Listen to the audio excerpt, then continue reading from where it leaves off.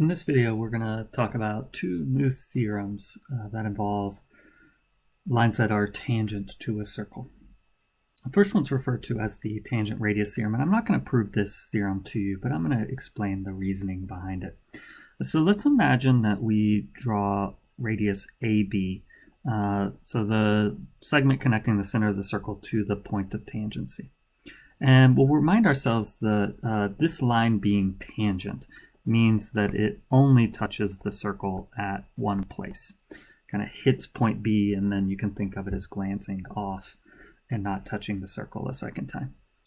What I'm going to propose is if we placed any other point on this same line, let's call it segment C or segment D, no matter what line we placed, it must be longer than segment AB.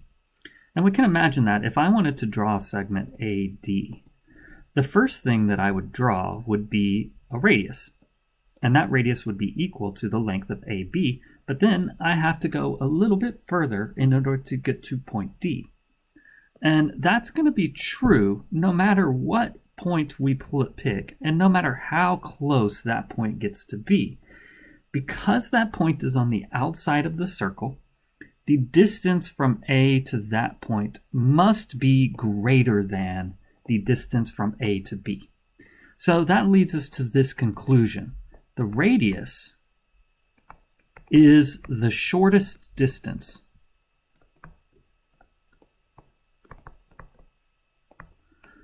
between the center and the tangent line.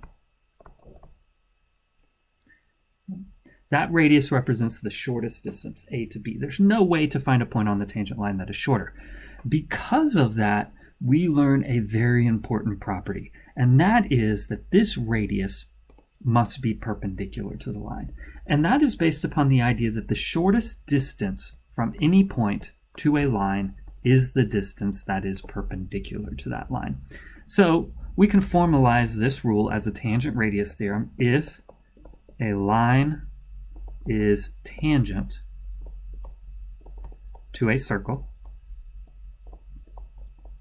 then the line is perpendicular to the radius.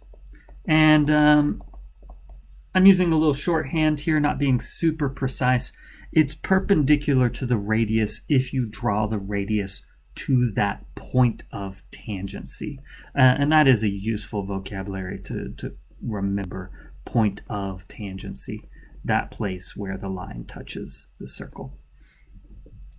We're going to use that theorem to help us with a second one, which is based not upon one tangent line, but two tangent lines. So this one's called the Two Tangents Theorem. And what we just learned here, let's go ahead and apply it, is if we draw the radius to the point of tangency, and the given information here is that these two lines are tangent to our circle, then those two lines have to be perpendicular to each other. They form a right angle. And so we could put our two right angles into the problem. And we get this quadrilateral here, but what I'm going to do is I'm going to cut this quadrilateral in half by drawing the line that connects A to B. And let's describe what we know about these segments. Well, AC and AD are both radiuses of the same circle. They have to be congruent to each other. We also have AB. That's shared between the two triangles, so that has to be congruent to itself, and these are both right triangles.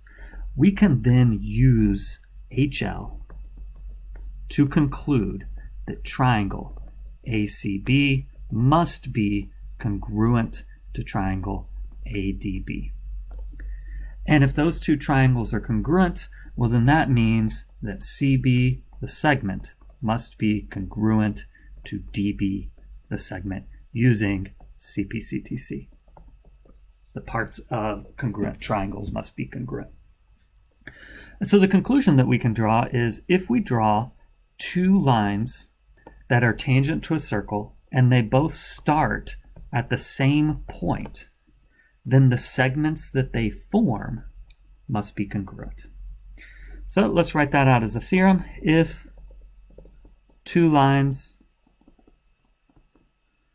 tangent to a circle are drawn from the same point, then the segments formed